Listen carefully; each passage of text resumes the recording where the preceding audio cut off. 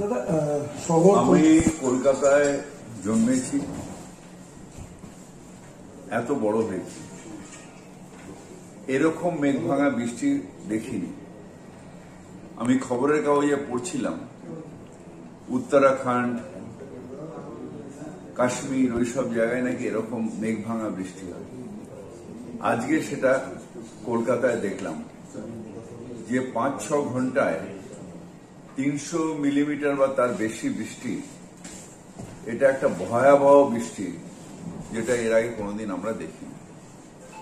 এই বৃষ্টির ফলে হয়েছে সমুদ্র উত্থাল, নদীতে টগমগ জল যাচ্ছে না, নদীর ফলে আমাদের যে ক্যানেল সেগুলো সব ভরে রয়েছে।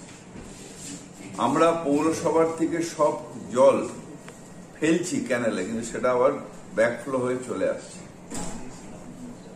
আমরা লক গেট গুলো খুলে দিয়েছিলাম, কিন্তু সেখান থেকেও ব্যাকফ্লো হয়ে চলে আসছে।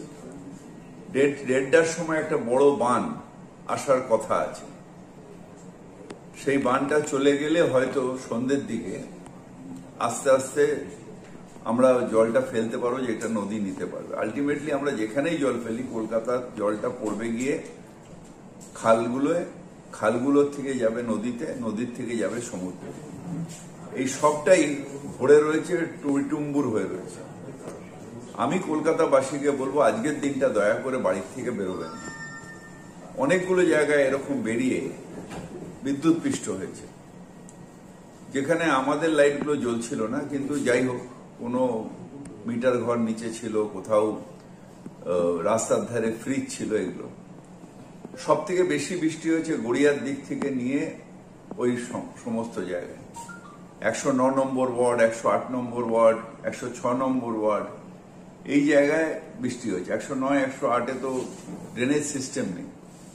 আমাদের যেখানে পাম্পিং স্টেশন আছে সেখানেও জলগুলো, আমাদের যে পাইপ আছে সেই পাইপ দিয়ে জল যাবার একটা ক্যাপাসিটি আছে, যেটা 20 mm পার ঘন্টা।